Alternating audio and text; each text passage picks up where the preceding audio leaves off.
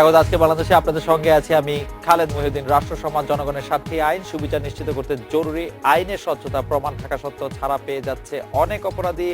আইনের নাকি প্রসিকিউশনে কোন দুর্বলতায় ঘুরে যাচ্ছে বিচারের মোড়, কি তার সমাধান, এসব নিয়ে আজকের আলোচনা। আইনের চোখ কথা বলতে স্টুডিওতে আছেন আওয়ামী লীগের উপদেষ্টা মণ্ডলীর সদস্য অ্যাডভোকেট ইউসুফ হোসেন হুমায়ুন, আছেন বিএনপির vice chairman advocate Zainul Abedin এবং আইন বিশেষজ্ঞ ডক্টর স্বাধীন মালিক আছেন আমাদের সঙ্গে। স্বাগত আপনাদের। অ্যাডভোকেট ইউসুফ হোসেন হুমায়ুন, আপনি জানেন যে যে সংসদ সদস্য বদিউর রহমান বদি তাকে আজকে জামিন দিয়েছেন হাইকোর্ট। দুদকের আইনজীবী বলছেন যে জামিনের বিরুদ্ধে তিনি আপিল করবেন চেম্বার জজের আদালতে আগামীকাল, এবং তিনি বলছেন তার সংসদ সদস্য পদ নাই। কিন্তু নির্বাচন কমিশনার মোবারক হোসেন বলছেন যে তার সংসদ সদস্য পদ আছে। এই ব্যাপারে আপনাদের মন্তব্য শুনবো অ্যাডভোকেট ইউসুফ হোসেন হুমায়ুন। আপনার আমার ব্যক্তিগত মত হচ্ছে সেটা হচ্ছে যে 2 বছর অধিক সাজা হলে he is debarred from election participate করতে পারে না, এটা আমরা জানি। এখন সাজা হয়েছে, বেইল তো একটা পার্ট, বেইলের সাথে সাজার সম্পর্ক নাই। এখানে সাজা যেটা হয়েছে এখন সেটা সাজা স্থগিত চেয়ে দরখাস্ত দিতে পারেন। রাইট। যদি সাজা স্থগিত কোর্ট করেন তাহলে পরে সংসদ সদস্য পদ ডিস্টার্ব, কিন্তু সাজা স্থগিত করেন নাই, সেক্ষেত্রে তার সংসদ সদস্য পদ থাকবে কিনা? যদি করেন আর কি, আমি বলছি যদি ভবিষ্যতে। আচ্ছা, আরেকটি কনসেপ্ট আছে যে আপিল পেন্ডিং থাকলে ধরে নিতে হবে যে এটা বিচারাধীন। এই চিন্তা যদি হয় তাহলে পরে এই চিন্তা করে বোধহয় ইলেকশন কমিশন বলছেন যে আমরা, আপনার বিবেচনাটা একটু শুনতে চাইছি। আমার বিবেচনায় মরালিটির দিক দিয়ে আমি মনে করি যে সাজা চূড়ান্ত বিচার না হওয়া পর্যন্ত বলা যাবে না সে দোষী। অ্যাডভোকেট জয়নুল আবেদিন, আপনি কি মনে করছেন যে বদির রহমান বদির? হুমায়ুন ভাই তো ভালোই বলেছেন আর কি, তো একই কথা। তো ওখানে একটা মরাল অ্যাপটিচিউডের কথা বলা আছে, এটা ঠিক। আমাদের সংবিধানে কিন্তু এইভাবে কোনো স্পেসিফিক কিছু ওখানে বলা আছে যে সংসদ সদস্য পদের অযোগ্য হবেন। এখন সংসদ সদস্য পদ হয়ে গেছে, এখন এই অবস্থায় একটা কনভিকশন হয়েছে আর কি। তো সেখানে যোগ্য অযোগ্যতার একটা কথা আছে, কিন্তু হারিয়ে যাবে সংসদ পদ, এইটা আমাদের সংবিধানে আসলে স্পেসিফিক কিছু নাই। তারপরেও আমার ডান পাশে আরেকজন সংবিধান বিশেষজ্ঞ আছেন, উনি বলবেন। তা আমার বক্তব্য হচ্ছে যে ইলেকশন করতে গেলে তখন এই সদস্য পদের প্রশ্নটা আসে, এবং তখন অনেক সময় আমরা করেছি কি, বিগত এই ইউনিয়ন পরিষদ নির্বাচনেও আমরা যেটা করেছি সেটা হলো ইউনিয়ন পরিষদে যেহেতু ওইভাবে আছে অযোগ্য হবেন, সেই কারণে তার যোগ্যতা করার জন্য তার কনভিকশনটাকে আমরা স্টে করেছি। মানে সেই স্টে করার ফলে সে নির্বাচনে অংশগ্রহণ করতে পেরেছে।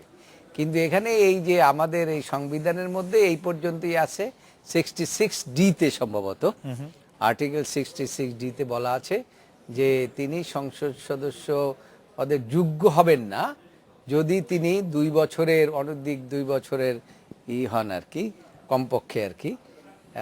আর বলা আছে যদি এটা 5 বছর অতিক্রান্ত না হয় তাহলে পরে সংসদ সদস্য বা পদের যোগ্য হবেন না, কিন্তু হারিয়ে যাবেন এই কথা আমাদের সংবিধানে নেই। ডক্টর স্বাধীন মালিক, এই বিষয়ে আপনার মতামত একটু জানতে চাইবো। যে সমস্যা হলো ওনারা দুইজনই বারের প্রেসিডেন্ট, মানে ইউসুফ হোসেন হুমায়ুন স্যার এখন আছেন, জয়নুল আবেদিন সাহেব ছিলেন, আর আমি বারের একটা অতি সাধারণ মেম্বার। অবশ্যই মানে এবং প্লাস অভিজ্ঞতা এগুলো অনেক ওনাদের থেকে আমি অনেক পিছনে, কিন্তু মানে আমার দৃষ্টিতে একটু ডিফার করার জন্য এটা বলে নিলাম।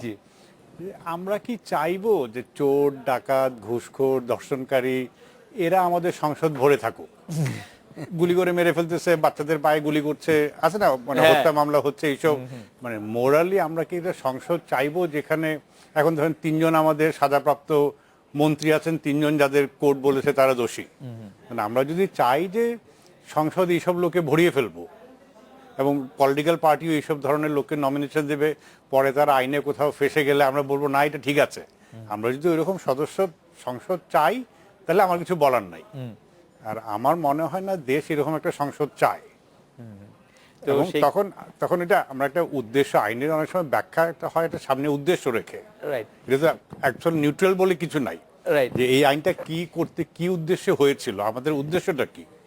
আমাদের যদি চোর ডাকাতের সংসদ উদ্দেশ্য হয়, হ্যাঁ তাহলে নিশ্চয়ই বলবো যে এটা কিনা 3 বার কনভিকশন হলেও কিছু হবে না। এই মুহূর্তে আপনি কি মনে করেন আমাদের আইন কি বলে? যে আমার আইনের ব্যাখ্যা হলো, জয়নুল আবেদিন সাহেব যেটা বলেছেন ঠিক বলেছেন, কিন্তু একটা ওয়ার্ড বোধহয় ওনার খেয়াল নাই, সংসদ সদস্য হইবার এবং থাকিবার যোগ্য হইবেন। রাইট। সো 66(2) খ। এই হ্যাঁ, সংবিধানে হইবার কিন্তু এবং করা- থাকিবার। জি। তো ঠিক আছে, ওই যে বিল খেলাপি হলে হইবার যোগ্য না, Right. কিন্তু সংসদ সদস্য হয়ে আপনি- থাকিবারও একটি কাহিনী হ্যাঁ, আছে। তো সংসদ সদস্য হওয়ার পরে আপনি ওই একটা অযোগ্যতা আপনার হয়ে গেল, আপনি বিল খেলাপি হয়ে গেলেন বা ঋণ খেলাপি হয়ে গেলেন বা মাথা খারাপ হয়ে গেল, তো তখন ওই জন্যই বলা আছে যে হইবার এবং থাকিবার। আপনি বিল খেলাপি, ঋণ খেলাপি, মাথা খারাপ, অপ্রকৃষ্ট হয়ে গেলে আপনি থাকিবার যোগ্যতাও হারাবেন। তো ওইটা ওই যে সাজা হলে, নির্বাচন হওয়ার আগে সাজা হলে হইবার যোগ্যতা, আর নির্বাচিত হওয়ার পরে সাজা হলে তখন থাকিবার যোগ্যতা হারাবে। রাইট, 66(2) খ বলছে যে মানে 2 বলছে কোন ব্যক্তি সংসদ সদস্য নির্বাচিত হইবার এবং সংসদ সদস্য থাকিবার যোগ্য হইবে না। থাকিবার যোগ্য হইবেন না। জি, এই যে আমি হলাম, তবে বাংলাদেশের নাগরিক হতে হবে, Right. আমি তখন আমেরিকান নাগরিক হয়ে গেলাম, জি। তখন আমি থাকিবার যোগ্য হইব না, থাকিবার যোগ্য হইবে না, ওই কন্টিনিউ হিসাবে- করতে পারবো না। হ্যাঁ, ওই হিসাবে উনি এখন কন্টিনিউ করতে পারবেন না, মানে থাকিবার যোগ্য থাকিবার নন। যোগ্য না। হ্যাঁ, যাই হোক, এটি নিশ্চয়ই কাল আবার বিবেচনার মধ্যে যাবে, যেহেতু আর জি, একটু বলে নিই, জি, এটা একটা আইন আছে, জি, member of parliament resolution of dispute act 1980, যে কোনো সংসদ সদস্য থাকিবার যোগ্য কি অযোগ্য এই নিয়ে যদি বিতর্ক হয় তাহলে কিছু একটা করতে হবে। তো ওই যে আর্টিকেল 70 ওই যে ফ্লোর ক্রসিং Floor করলে, crossing, right. উনি বলে আমি ফ্লোর ক্রসিং করি নাই, আর দল বলছে ফ্লোর ক্রসিং করেছেন। তো ওই আইনটা হলো এই 66 এর ডিসকোয়ালিফিকেশন হয়েছে কিনা আর ওই 70 ডিসকোয়ালিফিকেশন হয়েছে কিনা, এই দুইটা ডিসকোয়ালিফিকেশন হলে এমপি সাহেব তো বলবেন আমি এখনো থাকিবার যোগ্য, তাই তো? এখানে প্রসিজিওরটা ওই আইনে বলা আছে, প্রসিজিওরটা খুব সিম্পল, যে কোনো ব্যক্তি স্পিকারকে অভিযোগ করবে যে আমি মনে করি উনি থাকিবার যোগ্য না, Right. মাথা খারাপ হয়ে গেছে কথা কথা। হ্যাঁ।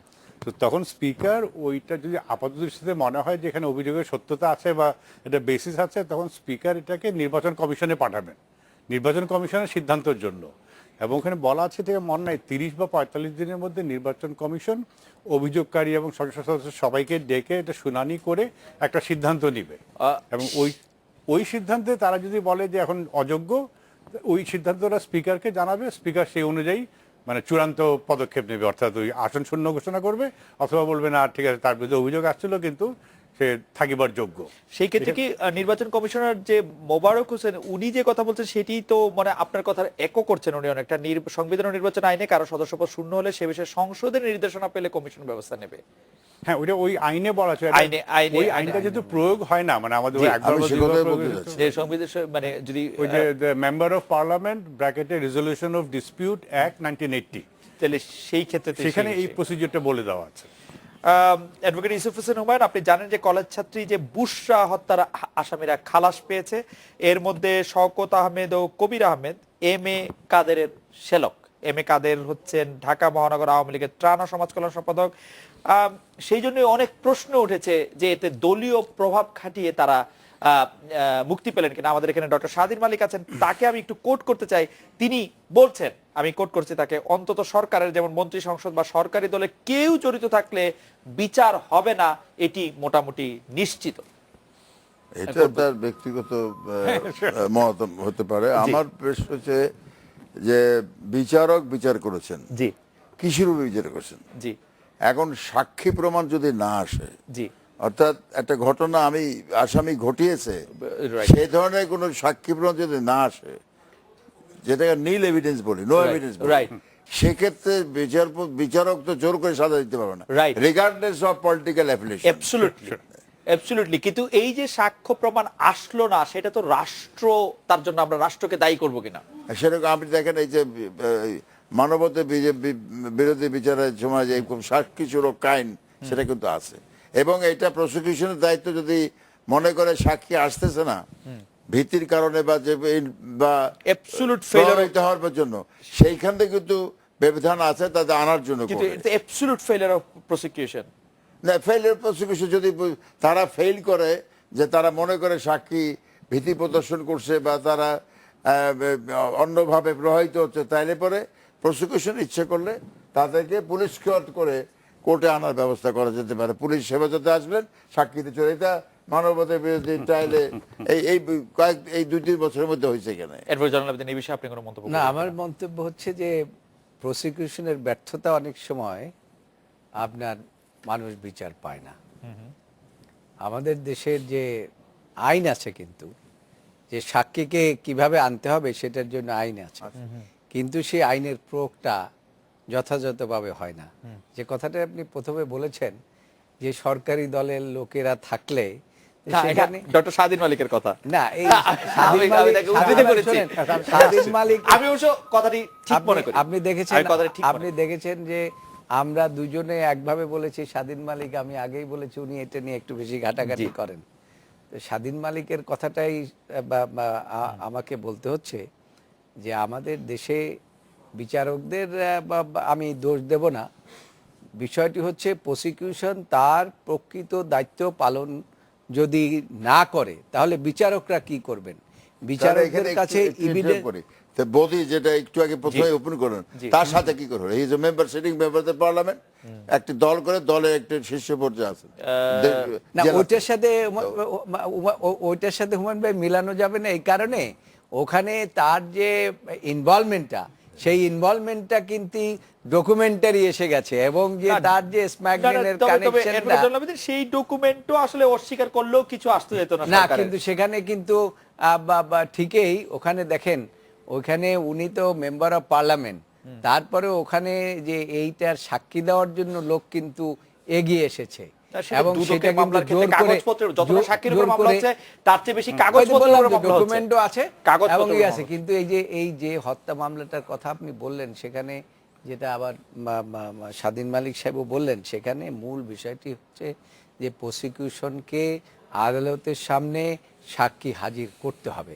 এখন কথাটা হচ্ছে, এবং সেটার জন্য আইন বলে দিয়েছে ওয়ারেন্ট ইস্যু করারও বিধান আছে। ওয়ারেন্ট ইস্যুর বিধানের কথা বলতে। ওয়ারেন্ট ইস্যুর কিন্তু বিধান ডক্টর আছে। স্বাধীন মালিক, আমরা এবং আপনার সেখানে- কাছে চাইবো যে আপনি যে মন্তব্যটি করেছেন, যে মন্তব্যটি আমার খুবই ভালো লেগেছে, যে সরকার বা সরকারি দলে কেউ জড়িত থাকলে বিচার হবে না, এটি মোটামুটি নিশ্চিত, এই মন্তব্যটি একদমই জেনারেলাইজেশন কিনা, এটি একজন আইন বিশেষজ্ঞের মন্তব্য বলে আমরা নিব আমি কিনা? আমি এটা যেটা মিন করেছি যে বিচার প্রক্রিয়া শুরু হবে না ওই অর্থে। আচ্ছা, মানে আপনি যদি সরকারি দল হন, আপনার বিরুদ্ধে অভিযোগ টভিযোগ করে মানে কোর্ট, পুলিশে গেলে পুলিশে মামলা নেবে না ইত্যাদি, আচ্ছা, মানে তার তদন্ত Right. হতে মানে 17 বছর লাগবে, আমি প্রতি ওই পদে সেন্সে, পদে। হ্যাঁ ওই সেন্সে বলেছি। না, এইখানে বুশরার ব্যাপারে যেটা হয়েছে, জি। এটা আমার মনে হয় খুব আমাদের ফৌজদারি বিচার ব্যবস্থাটা যে ধসে পড়েছে তার একটা জলজ্যান্ত উদাহরণ। আমাদের আমি 5 বছর ধরে বলছি, পুলিশ কখনো হিসাব দেয় না। ঢাকা শহরে 2008 সালে 600 মার্ডার যদি হয়ে থাকে, ঢাকা শহরে রাফলি 600 মার্ডার হয়েছিল। আজকে 8 বছর পরে ওই 600 মার্ডারের কয়টার বিচার শুরু হয়েছে? আমার ধারণা এর 200টারও বিচার শুরু হয়নি। বাকি 400টা মামলা এখনো তদন্তের মধ্যে আছে। এই 200টার বিচার শুরু হবে, আমার ধারণা তার মধ্যে খুব বেশি হলে 40টার কনভিকশন হবে, দোষী সাব্যস্ত হবে, 600 থেকে 40। তারপরে এই 40-এর মধ্যে অন্তত 20টা হাইকোর্টে খালাস পেয়ে যাবে, মানে দুর্বলতার জন্য। 600 থেকে 20। 600 থেকে 20, এবং এইটা হলো টোটাল সিস্টেমটা কলাপস করে গেছে। এবং এই জন্য বহু কারণ আছে, এবং বুশরার ওইটাই হয়েছে। দেখেন 2000 সালে ঘটনা এই হয়েছে। বহু কারণের মধ্যে আপনি সবচেয়ে এগিয়ে রাখতে চান কোন কারণটি? আমাদের পুলিশের অদক্ষতা। একটা লোকে যে অপরাধী, তার বিরুদ্ধে সাক্ষ্য প্রমাণ উপস্থাপন করার তো দায়িত্ব পুলিশের। আর এখন অবস্থাটা আরো খারাপ হয়েছে, আমি এই বুশরারটা সম্পর্কিত না। স্পষ্ট পুলিশের 2টা ফাংশন, একটা হলো পলিটিক্যাল গভর্নমেন্টকে সুরক্ষা দেওয়া, নিরাপত্তা ইত্যাদি হিসেবে পলিটিক্যাল ফাংশন, আর সেকেন্ড ফাংশনটা হলো আমার আপনার মতো নাগরিকের সুরক্ষা নিরাপত্তা দেওয়া। তখন পুলিশের পুরো ফোকাসটা চলে গেছে পলিটিক্যাল ফাংশনের উপরে। পুরো বললে হয়তো একটু বাড়িয়ে বলছি, কিন্তু মানে অনেকটাই। ফলে এই যে এই ফাংশনগুলো, এবং এখানে তাদের কোনো খবরই নাই বলছে বিএনপির প্রত্যেকটা নেতার বিরুদ্ধে 50টা করে মামলা দিয়েছে, বেশি হ্যাঁ। তো ওই যে দৃষ্টিতে সব ওইখানে, ফলে আমার আপনার বাসায় কিছু হলে, অপরাধ হলে, চান্সেস আর হয়তো ঠিক আছে আপনিও টেলিভিশনে আসেন, আমিও টেলিভিশনে আসি, হয়তো পুলিশ এসে মামলা লিখবে, কিন্তু মানে সাধারণ নাগরিক তো এখন আর ওইটা। আর এই যে এই বুশরারও ব্যাপারে ওই যে গলদটা হয়েছিল 2003 সালেই, মানে 2000 সালে সাক্ষী প্রমাণ আনে নাই, ফলে বিচারে গলদ হয়েছিল। ঠিক আছে, ট্রায়াল কোর্টের জাজ শাস্তি দিয়ে দিয়েছেন, কিন্তু উচ্চ আদালতে আরো ওই যে পুঙ্খানুপুঙ্খরূপে পরীক্ষা হওয়াতে তখন ওর দুর্বলতাগুলি ধরা পড়লো। দুর্বলতা যখন ধরা পড়লো, অবশ্যই বিচারকদের তো আর খালাস না দিয়ে, কারণ এটা তো খুনের মামলা, আপনি তো ভিত্তি দিতেই হবে। যাই হোক, আমরা একটা বিরতি নিচ্ছি, বিরতির পর ফিরে এসে অ্যাডভোকেট ইউসুফ হোসেন হুমায়ুন এই নিয়ে যদি মন্তব্য করতে চান, আমরা মন্তব্য শুনবো। আমরা একটা প্রশ্নটি করে রাখি, ছাত্রলীগের স্থানীয় একাধিক নেতা, অন্তত দুজনের কথা আমরা বলতে পারি, যে সাব্বির ও আশিকুর, যারা দক্ষিণ ঢাকায় একটি এটিকে আমরা কি বলবো, অবৈধ কিছু দোকান উচ্ছেদ করার, কিছু ভালো কাজ করার জন্যই তারা পিস্তল নিয়ে গিয়েছিল, তাদের পিস্তল দিয়ে তারা একজন গুলিও করেছে, তাদের বিরুদ্ধে মামলা করা হয়েছে। এখন আমরা জানতে পারছি যে তারা একজন ভারত চলে গেছে, আরেকজনকে পুলিশ খুঁজে পাচ্ছে না 18 দিন ধরে। এই খুঁজে না পাওয়া প্রসঙ্গে আপনার মন্তব্য আমরা একটু শুনবো, আপনাদের মন্তব্য একটু শুনবো। আমরা একটা বিরতি নিয়ে ফিরছি আপনাদের কাছে।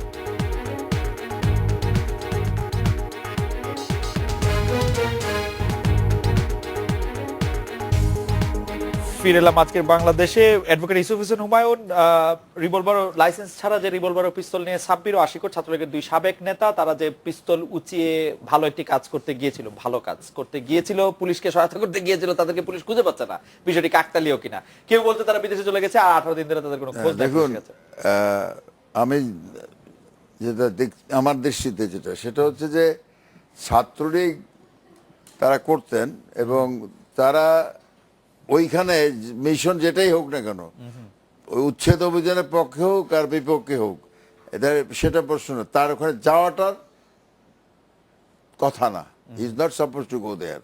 সুতরাং যে কারণে তাকে বহিষ্কার করা হয়েছে তা থেকে যাওয়ার জন্য, কেন তোমরা ছেড়ে, এখন সে পক্ষে গেছে বিপক্ষে, ঠিক আছে, বহিষ্কার করা হয়েছে, কিন্তু তার বিরুদ্ধে যে ফৌজদারি মামলাটি রয়েছে, তাকে অস্ত্র বহিষ্কার করা হয়ে গেল, অস্ত্র প্রদর্শনের জন্য বহিষ্কার করা হতে ছাত্রলীগের নেতৃবৃন্দ তারা ওন করে না।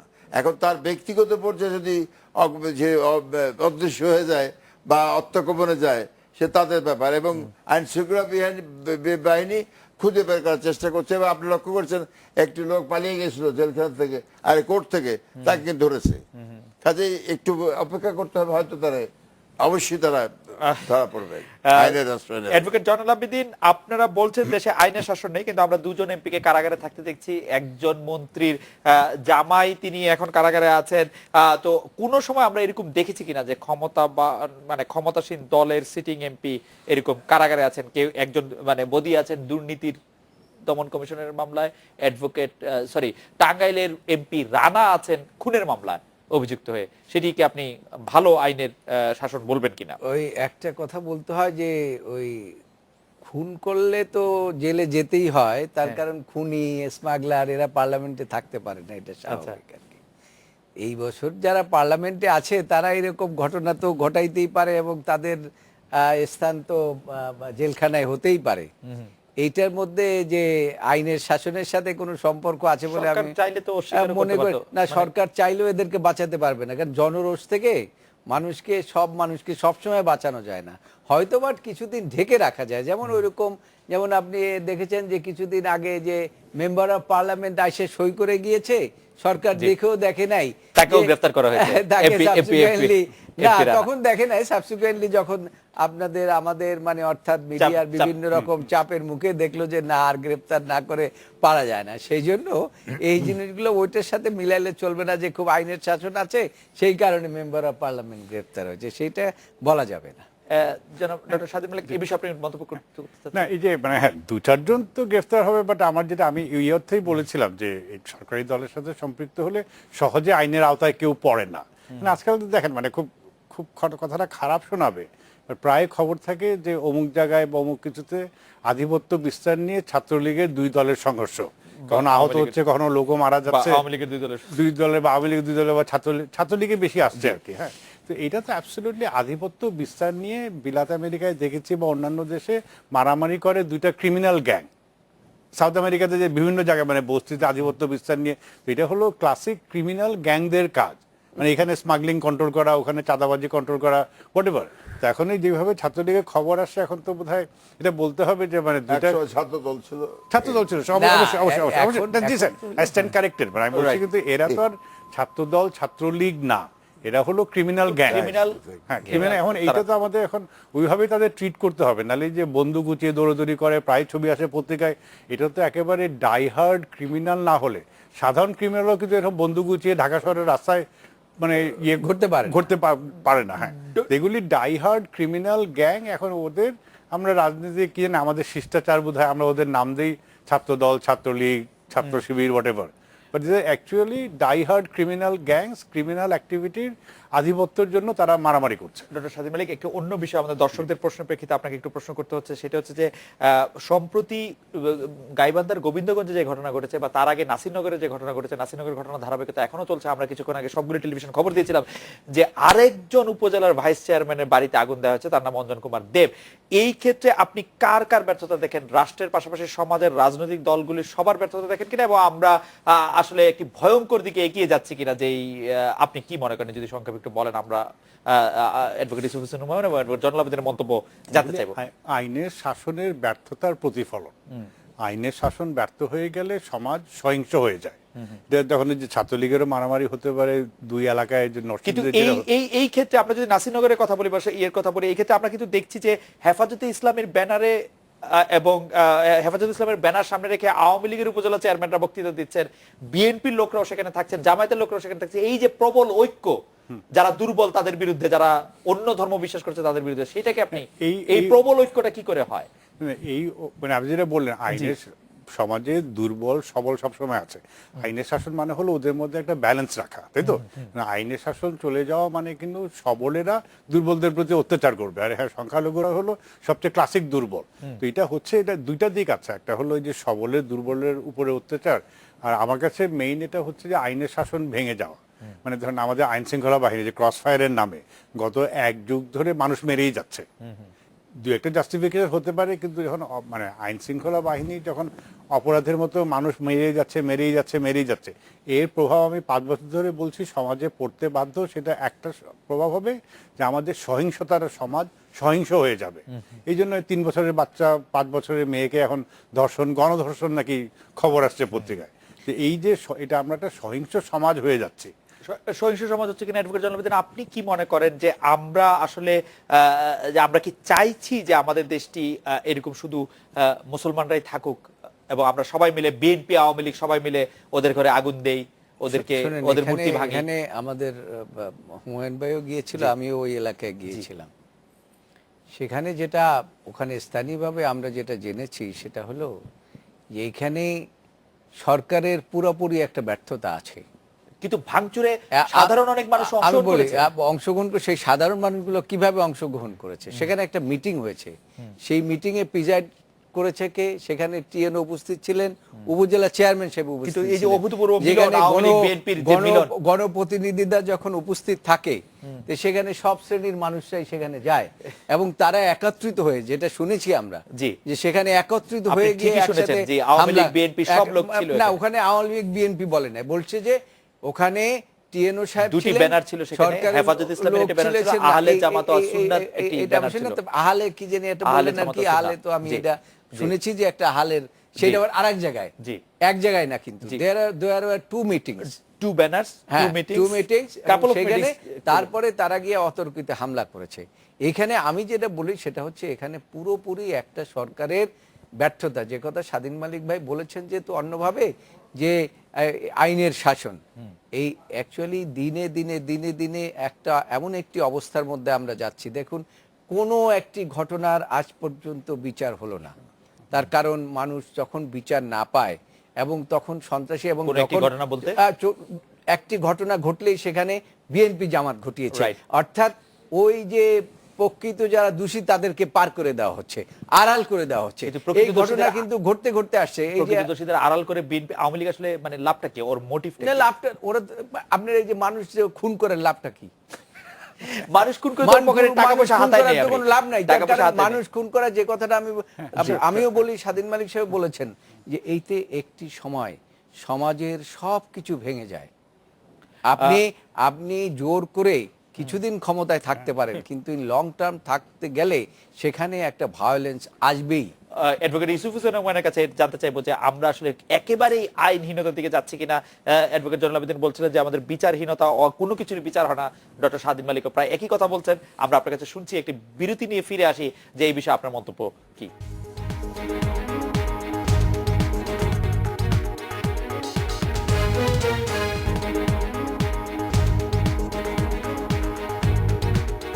ফিরে এলাম আজকের বাংলাদেশে। অ্যাডভোকেট ইউসুফ হোসেন হুমায়ুন, দেশে আইনের শাসন নেই, দেশে আসলে একটি ভয়াবহ অবস্থা দিকে যাচ্ছে, যেটি বলছেন অ্যাডভোকেট জয়নুল আবেদিন, বলছেন ডক্টর স্বাধীন মালিক। বিচারহীনতার সংস্কৃতি, অনেক অজ্ঞাতনামা মামলা এবং পুলিশের আপনাদের প্রোটোকল দিতে বেশি ব্যস্ত থাকা, যেটি হচ্ছে পুলিশ। অনেক লম্বা ক্যানভাসের কথা তো আমি প্রথমে সর্বশেষ যে কথা এসছে নাসিরনগরে, সেখানে আমরা জনাদেশ গেছিলাম, আমি গেছিলাম, আমাদের সেক্রেটারি সবাই মিলে গেছি। সেখানে তো দল মতের ব্যাপার ছিল সবাই। কিন্তু একটা জিনিস আমি বলতে হয় যে শুধুমাত্র যেটা আমরা বুঝলাম যে হিন্দু বিদ্বেষী বা অন্য কিছু ঘটনাটা যদি মূল যেটা বেরিয়ে এসছে, যেটা শোনা গেছে, সেটা হলো যে একটা ধর্মীয় অনুভূতির প্রতি আঘাত করেছে কাবা শরীফ। এই ব্যাপারটা আমরা যেদিনকে মানে শুক্রবার গেছিলাম লাস্ট ফ্রাইডেতে, তার আগের দিন সুপ্রিম কোর্টে শারীরিক কবির সাহেব এসেছিলেন, মহিলা সমিতি দুজন এসছেন, শামসুজ্জোতি মালিক সাহেব এসছেন, ওনার সামনে তারপরে আমিরুল ইসলাম সাহেব ছিলেন। ওখানে তারা যে কথাটা বলেছেন, যে লোকটিকে ধরা হয়েছে, গ্রেপ্তার করা হয়েছে, যে সে এই কাজটি করেছে, তার রিমান্ড চাওয়া হয়েছে, কিন্তু তার বলে যে জেলে মানুষের লেখাপড়া জানে না, একটা মোবাইল হ্যান্ডেল করতে পারে না, সেটি প্রমাণিত যে সেটি আসলে অন্য একটি লোক করেছে। এখন বিষয়টা তারা হলো এই, আমরা যেদিন গেলাম, আমি যে দেখেছি, আমরা যেদিন গেলাম সেদিন আমি একটু অনুসন্ধান করলাম, just up to that date যেটা জানা গেছে সেটা হচ্ছে যে এইটা ট্র্যাকিং করতে করতে একটা জায়গায় গেছে, না ওই লোক বোধ হয় না ওই দোকান থেকে এই জিনিসটা হয়েছে, সে দোকানও বন্ধ, সে দোকানের মালিকও নাই। এই যে ব্যাপারটা না, এইখানে আমার যদি আপনি বলেন বলতে পারে পলিটিক্যাল, কিন্তু আমি যেটা বলতে চাচ্ছি কেন হলো এটা, এই কথাটা কিন্তু আমাদের দোকানের মালিক কি আওয়ামী লীগের, এটা আমি জিজ্ঞেস করি, কিন্তু নাই, ইজ নট অ্যাভেলেবল। আচ্ছা, দোকানও বন্ধ। আমি যেটা এখানে বলতে চাচ্ছি সেটা হলো যে এক্সকিউজ মি, সেটা হচ্ছে যে হয়তো পলিটিক্যাল হয়ে যায় কথাটা, এটা পেছনে তাহলে কি হচ্ছে, হঠাৎ করে কেন হলো। আমি এখানে আমার ধারণা থেকে বলছি, মাই পারসেপশন, সেটা হলো যে হয়তো পলিটিক্যাল হতে পারে, কিন্তু বাস্তব আমার নিজের ধারণা থেকে বলছি, আমি কারোর শুনেও বলছি না, আপনিও পলিটিক্যাল ম্যান, আপনি পলিটিক্যাল বক্তব্য দিবেন। সেটা হচ্ছে যে এই অল্প দিন আগে, 2 সপ্তাহ আগেই এই ঘটনার আওয়ামী লীগের একটা বিরাট কাউন্সিল এখানে হয়েছে, প্রায় 60,000 ডেলিগেট এবং কাউন্সিলর, শান্তিপূর্ণভাবে হয়েছে, এবং 15টি দেশের বিভিন্ন প্রতিনিধি এসেছেন। তারা এই দেশের অর্থনৈতিক অগ্রগতিটা মূলত তুলে ধরেছেন। অ্যাট দ্য সেম টাইম এটা বলতে চেয়েছেন আজকে আমাদের প্রধানমন্ত্রী is no more politician, she has turned out to statesman. এখন এই যে দেশের আন্তর্জাতিকভাবে অর্থনৈতিকভাবে ধরি সেই যে অগ্রগতি, সেটাকে হয়তো অনেকে পছন্দ করছে না, সেই প্রেক্ষাপটে ওই জিনিসটাই ব্যবহার করে, ধর্মীয় অনুভূতিটা ব্যবহার করে এই ঘটনাটা ঘটেছে। জনগণের সাথে এটাও একটা হতে পারে, বিতাড়িত করা, জমি দখল কি হচ্ছে সেটা আমি বলতে চাচ্ছি যে ওই দিন আমার মনে হয় যে অল্প দিনের মধ্যে জানা যাবে মূল সূত্রটা কথা, ওই ট্র্যাকিং করে জানা যাবে, বা আপনারা যেটা আমাদের জানাবেন সেটা আমরা জানবো না, ওইটা তো আমরা জানাবো না, আমরা জানাবো না। ওই যেটা আমি বললাম যে দোকানদার নাই, সেটা যেদিন ধরা পড়বেই, কেন এটা এখন মেকানিজম আছে নাকি, খুব সংক্ষেপে এই বিষয়টি একটু আলোক করতেন যে বিচারহীনতা সংস্কৃতি আমাদেরকে আসলে এইসব সংস্কৃতি, এখন বিচার এটা যদি লিগেসি অফ দি পাস্ট, জনাদেশ সাহেব বলছেন বর্তমান প্রেক্ষাপটের কথা, বিগত লিগেসি অফ পাস্ট থেকে আমরা মুক্তি পাবো কিনা, না মুক্তি পেতে হবে না, মানে তাহলে সামাজিক না বিচার যেটা বলছেন, বিচার যেটা আমি তাহলে ধরে বলি, আমি বুকে হাত দিয়ে বলতে পারি বলুক যে বিএনপির আমলে কোন সংসদ সদস্য বা উচ্চ স্থানে অধিষ্ঠিত কোন দলীয় নেতা এরকম বিচারের সম্মুখীন হয়েছেন, সাজাপ্রাপ্ত জেলে গেছেন কিনা? না, ওনারা দোষী করেন নাই, সাজা পাবেন হয়নি, ওনারা দোষী করেন নাই, সাজা পাবেন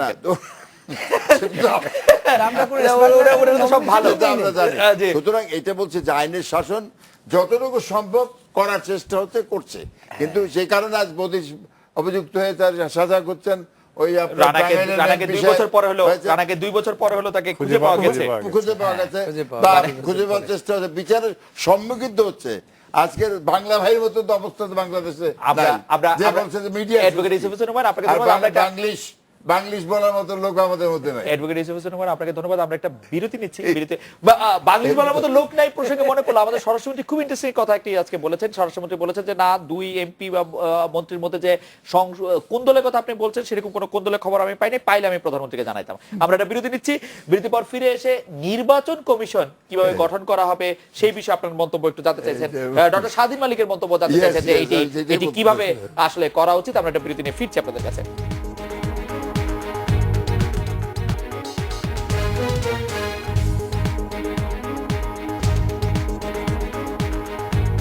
ফিরে এলাম আজকের বাংলাদেশ। অ্যাডভোকেট জয়নাল আবেদীন, কিভাবে নির্বাচন কমিশন গঠন হলে বা কাকে দিয়ে নির্বাচন কমিশন গঠন করলে বা কাকে নির্বাচন কমিশন গঠন করার যে সার্চ কমিটি তাতে রাখলে এটি বাস্তবায়ন বা ভালো হবে, যৌক্তিক হবে বলে আপনি মনে করছেন? আমার স্টেট হোল্ডাররা কি চায় এটা কিন্তু বাংলাদেশের সবচাইতে বড় জিনিস। তারা বিগত দিনে যে নির্বাচন কমিশন করেছে তারা সেখান থেকে তারা ফ্রুট পেয়েছে, ফল পেয়েছে, এবং সেই ফল তারা খাচ্ছে। এবং সেই রকম নির্বাচন কমিশন স্টেট হোল্ডাররা চায় কিনা সেটা আমাদের সকলকে আগে ভাবতে হবে। আর তারপরে যদি নির্বাচন কমিশন করতে হয়, আমাদের দেশে কিন্তু একটা সংবিধান আছে। আমরা নিজেদের স্বার্থ যখন হয় তখন আমরা বলি সব কিছু সংবিধান মোতাবেক হবে, আর যখন দেখি যে আমাদের সংবিধান মোতাবেক কিছু করতে গেলে আমাদের স্টেট হোল্ডারদের স্বার্থের ক্ষতি হবে, তখন কিন্তু সংবিধানের মধ্যে থাকি না। ওই সংবিধানে দেখবেন ওইখানে বলা আছে যে আপনার এই একটা আইনের এই নির্বাচন কমিশন হবে এবং কজন হবে এবং তাদের নির্বাচন করা হবে, এবং একটা সেখানে একটা আইন করার কথা বলা আছে না আপনার কাছে সংবিধান প্রণীত আইনে কোন আইনে বিধানাবলী সাপেক্ষে রাষ্ট্রপতি প্রধান নির্বাচন কমিশন দেখেন আমাদের এই এত বছরের সংবিধানটি 16 বার সংশোধন হলো। এই 16 বারের মধ্যে আমরা কখনো একটি দেশের গণতন্ত্রের বা মূল যারা সরকার পরিবর্তনের জন্য ভোটের ব্যবস্থা করেন সেটা হলো নির্বাচন কমিশন, এবং সেখানে সংবিধানের মধ্যে তাদের সমস্ত ক্ষমতা দেওয়া আছে। কিন্তু এই যে নিয়োগ সংক্রান্ত ব্যাপারে যে একটি আইন, এই আইনটি কিন্তু এখন পর্যন্ত এই আমাদের সংবিধান মোতাবেক যেটা বলা আছে সেটা কিন্তু এখন পর্যন্ত আমরা দেখি নাই, কোনো সরকারই করে না। এটা আমি শুধু বিএনপি বলবো না, আওয়ামী লীগ বলবো না, মানে কেউই কিন্তু দেখেন ওখানে আছে। আর দুইটা আইন, আরেকটি বিষয় হচ্ছে খুব স্পর্শকাতর, যেমন আমাদের সুপ্রিম কোর্টে দেখেন বিচারক নিয়োগের বেলায় সব কিছু বলা আছে, আবার একটা আইনের কথা বলা আছে, কিন্তু সেই আইনটা আমরা নিজেদের স্বার্থে আমরা করি নাই। এবং না করার ফলে আমরা যখনই কোনো একবার বিচারপতি নিয়োগ হয় নিজেদের দলের ইচ্ছা মতো করি, যোগ্য অযোগ্যতার চিন্তা না করি। তারপরে যখন হয়ে যায় তখন যারা সুপ্রিম কোর্টের পাওয়ারে থাকে, প্রেসিডেন্ট সেক্রেটারি, কেউ সম্বর্ধনা দেয় না। বিচারকদের অপরাধটা কোথায়? তো আমি অবশ্য এইটা সেই কারণে আমি যখন প্রেসিডেন্ট ছিলাম, যখন নিয়োগ হয়ে গেছে, ঠিক আছে, সম্বর্ধিত করতে হবে তাদেরকে। এখন এই যে দেখুন দুইটা আইন, এই দুইটা আইনের নিয়ে কেউ আমরা কখনো তোয়াক্কা করি না। কিন্তু এই বছরে আমার যেটা কথা সেটা হচ্ছে যে যদি প্রকৃতপক্ষে যদি মনে করেন যে স্টেট হোল্ডাররা যে তারা একটি গণতন্ত্র বাংলাদেশে দেবেন এবং মানুষকে ভোট দিতে দেবেন, তাহলে পরে সেই এই সংবিধান মোতাবেকই একটা আইন প্রণয়ন করে অন্তত সেইভাবেই একটি নির্বাচন কমিশন করবেন বলে আমি বিশ্বাস করি। অন্যথায় আমার মনে হয় যে স্বাধীন মানুষের সংবিধান বিষয়ে উনিও বলবেন এইবার কিন্তু যেভাবেই হোক না কেন, এইবার যদি সংবিধানের বাইরে নিয়োগ হলে সেখানে কিন্তু চ্যালেঞ্জ হওয়ার সম্ভাবনা আছে। আপনি কি মনে করছেন নির্বাচন কমিশন কিভাবে এখন একটা আইন হতে হবে? জনাব আবেদীন সাহেব যেটা বললেন, হ্যাঁ, যে কারণে হোক আমরা খেয়াল করি নাই, অবজ্ঞা করেছি, কিন্তু আইন করে আইন অনুযায়ী রাষ্ট্রপতিকে নিয়োগ দিতে হবে। এখন আর আইন ছাড়া হবে না এই অর্থে আমরা বলি যে অনেক জিনিস আমরা অনেক সময় খেয়াল করি না, ফলে চলতে থাকে, কিন্তু চ্যালেঞ্জ করলে তখন এটা সমস্যায় হয়। যেমন তত্ত্বাবধায়ক সরকার, সংবিধান সংশোধন হলো 96, 2001, অনেক নির্বাচন হলো, সবাই বললো ঠিক আছে, কিন্তু যখনই চ্যালেঞ্জ হয়ে গেল এটা তো ঠিক হচ্ছে না, তখন সুপ্রিম কোর্টও বললো হ্যাঁ এটা ঠিক না। তো ওইভাবে একদিন মানে আইন ছাড়া নির্বাচন কমিশন গঠন হয়ে গেছে, আমরা কেউ অত খেয়াল করি নাই হয়তো, কিন্তু এখন আইন না করে নির্বাচন কমিশন গঠন করলে, রাষ্ট্রপতি গঠন করলে আমার ধারণা এটা ইমিডিয়েটলি চ্যালেঞ্জ হয়ে যাবে। আর এই আইনে সাধারণত এটা আমাদের না, আমাদের আশেপাশে মায়ানমার, ভুটান, নেপাল, শ্রীলঙ্কা, পাকিস্তান, মালদ্বীপ, ভারত ছাড়া আমাদের আশেপাশে সব দেশে এই আইন আছে। নির্বাচন কমিশন এই আইনটা করলে কি রকম আইন হবে বা কিভাবে আমরা মানে আইন করে কিভাবে আমরা একটা আইনে তিনটা জিনিস থাকবে। একটা হলো বাছাই কমিটি, তাহলে ওটা রাষ্ট্রপতির নিজের উপর সার্চ কমিটি, এটা বিভিন্ন দেশে প্রাইম মিনিস্টার, স্পিকার, মানে প্রধান বিচারপতি, অপোজিশন নেতা, যেভাবে হোক একটা আইনে ওই বাছাই কমিটির কথা বলা থাকবে। 2, ন্যূনতম যোগ্যতার কথা বলা থাকবে, নির্বাচন কমিশন হতে হলে 20 বছরের প্রশাসনিক অভিজ্ঞতা অথবা আইনি অভিজ্ঞতা, এটা 2। আর 3 হলো সিলেকশন প্রসেসটা কি হবে, এটা কি অ্যাডভার্টাইজমেন্ট করে হবে, দুনিয়া বিভিন্ন দেশে অ্যাডভার্টাইজমেন্ট করে হয়, অথবা স্টেক হোল্ডারদের বলা হবে যে গণশুনানি আপনারা নাম পাঠান এবং তারপর ওনারা কিভাবে যাচাই বাছাই করবে। এবং এই আইনটা অবশ্যই মানে এটা কোনো কঠিন আইন না, এটা রাজনৈতিক দলের সাথে কথা বলে, হঠাৎ সরকার যদি এমন আইন করে ফেললে ঠিক আছে বাছাই কমিটি হবে সব সরকারের 5 জন লোক, তাহলে হবে না। সবাই সাথে মানে কথা বলে আলাপ আলোচনা করে এই আইনটা করে ফেলা দরকার। মানে আইন না করে এখন কেউ যদি নির্বাচন কমিশন হিসেবে শপথ নেয়। আমি অ্যাডভোকেট ইউসুফ হোসেন হুমায়ুনের কাছে যাওয়ার আগে যে আপনি যে বাছাই কমিটির ন্যূনতম যোগ্যতা বা নির্বাচন প্রক্রিয়ার কথা বলছেন, যে সরকার তো এই তিনটিকেই আসলে ম্যানিপুলেট করতে পারে, আইনটিকে এরকম করে করতে পারে যে বাছাই কমিটি আপনি যেটি বললেন যে ইচ্ছা মতো 5 জনকে নিয়োগ দেওয়া বা আপিল বিভাগের 3 জন বিচারক, হাইকোর্ট বিভাগের 2 জন বিচারক, অ্যাটর্নি জেনারেল এইভাবে করে করা। ন্যূনতম যোগ্যতা তো অবশ্যই মাস্টার্স পাস বা 20 বছর অভিজ্ঞতা, সেগুলিও তো নির্বাচন প্রক্রিয়া। সেই ক্ষেত্রে আমরা আলাপ আলোচনা না করে যদি একতরফা করে তাহলে নির্বাচন কমিশন আইন করাটাই সুরক্ষা দিতে পারবে কিনা এটা ভালো নির্বাচন কমিশনের জন্য? ওইটা it is first necessary step, not sufficient step. এটা করলে যে সব সমস্যার সমাধান হয়ে যাবে সেটা না। নির্বাচন হবে কি হবে না, আরো 2 জন প্লেয়ার আছে, একটা হলো সরকার, একটা হলো রাজনৈতিক দল, আর নির্বাচন কমিশনের 3 জনকে মিলে নির্বাচন করতে হবে। তখন নির্বাচন কমিশনটাই যদি ঠিক না হয় তাহলে তো আর বাকিগুলি ঠিক হওয়ার আশঙ্কা মানে সম্ভাবনা থাকবে না। অ্যাডভোকেট ইউসুফ হোসেন, আপনি একদম বাংলাদেশের প্রথম দিককার যারা সংসদ সদস্য ছিলেন তাদের একজন, এত বছর ধরে একটি আইন হওয়ার কথা, সেটা আইনটি কেন হয় না? আইন করলে কি সমস্যা বা আইন আপনারা করবেন কিনা? দেখুন, এখানে আইন যেটা মালিক সাহেব বলেছেন এই কারণে করা দরকার। আমি মনে করি যেটা নির্বাচন যতগুলো হয়েছে বাংলাদেশের স্বাধীন হওয়ার পর থেকে, ইভেন ধরেন যে এই নির্বাচন কমিশন আগে প্রত্যেক নির্বাচন কমিশনের কে সমালোচনার মুখোমুখি হতে হয়। আমার একটা সুন্দর কথা মনে আছে যে বলা যে do as I say, don't do as I do. মানে আমি যা করি তা তুমি করিও না, আমি যা বলি তা করো। এই যদি মাথায় থাকে তাহলে কিন্তু দেখেন নির্বাচন কমিশন যেটা আমরা শওকত সাহেব যে ব্রিগেডিয়ার জেনারেল ছিলেন সেই সময় তাদের সম্বন্ধে সমালোচনা হয়েছে যে পুতুল, কিন্তু যখন চট্টগ্রাম, গাজীপুর, বরিশাল এই সমস্ত নির্বাচনগুলি যখন ঠিক আছে আপনারা একটা ভালো নির্বাচন কমিশন আমাদেরকে দিয়েছেন, আরেকটা ভালো কিভাবে দিবেন সেটা বলেন। তখন কিন্তু তাদের অ্যাপ্রিশিয়েট করা হয়েছে, আবার যখন পক্ষে গেল না তখন কিন্তু এটাকে কন্ডেম করা হয়েছে। শুধু আমার যেটা বলার হচ্ছে যেটা সদিচ্ছা থাকতে হবে, যেটা সদিচ্ছা থাকতে মনের থেকে যে আমরা একটা সুষ্ঠু, নিরপেক্ষ, গ্রহণযোগ্য নির্বাচন চাই। এই সদিচ্ছা থাকলে তো আমি শুনেছি 18 তারিখে বেগম খালেদা জিয়া তিনি এই ব্যাপারে রূপরেখা দেবেন, আসুক রূপরেখা দেখি। আমার প্রশ্ন ছিল যে আমরা আইনটি আপনারা করবেন কিনা নির্বাচন কমিশন? আইনের প্রয়োজন যদি থাকে, প্রয়োজন আছে কিনা, মানে সংবিধানে লেখা আছে, আমি ভালো বুঝি না যে আইনে কি হবে এটা, না আইনে কিছু হবে না, কিন্তু সংবিধানে লেখা আছে, সংবিধানে অনেক বাজে কথা লেখা আছে, যে বাজে কথাগুলি নিয়ে আপনারা অনেক বেশি মানে উচ্ছ্বাস প্রকাশ করেন।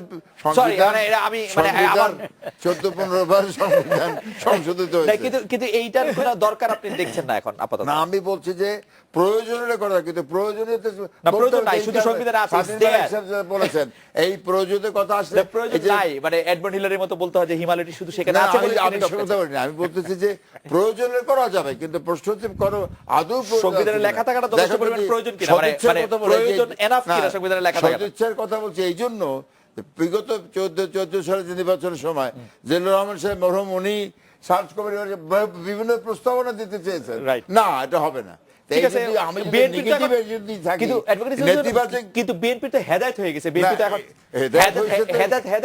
এখন পর্যন্ত বলা যাবে না, এখন পর্যন্ত তো মনে হচ্ছে বিএনপির হেদায়েত হয়ে গেছে, কিন্তু আপনারা হেদায়েত হওয়া বিএনপিকে স্বীকার করতে রাজি না। হেদায়েত হয়েছে কিনা তাদের সদিচ্ছা থাকুক মনে প্রাণে, যে এটা সুষ্ঠু, নিরপেক্ষ নির্বাচন চাই। দেখি না 18 তারিখ কি বলেন আমাদের বেগম খালেদা জি কি বলবেন, তারপর অন্য যারা আছেন তারা বলবেন। আমাদের তরফ থেকে বলা হচ্ছে সুষ্ঠু, গ্রহণযোগ্য, নিরপেক্ষ নির্বাচন করতে সদিচ্ছা আমাদের আছে। বেগম খালেদা জি কি বলবেন সেইটার উপরে বেসিস করে আপনারা আগাবেন, যে এইটাই যদি হতো তাহলে বেগম খালেদা জিয়া যে আগের থেকে বলেছে যে একটা নিরপেক্ষ তত্ত্বাবধায়ক সরকারের ব্যবস্থা করে নির্বাচন দেন, মানা করে দিয়েছে। আওয়ামী লীগও বলেছিল নিরপেক্ষ তত্ত্বাবধায়ক সরকার চাই, attorney general tooth and nail fight করেছে। সেটা তো আর আপনি করবেন না, বেগম জিয়া যা বলবে তাই করবেন। এখানে যেটা প্রশ্ন আছে সেটা হচ্ছে আমাদের শেষ করে দিতে হচ্ছে।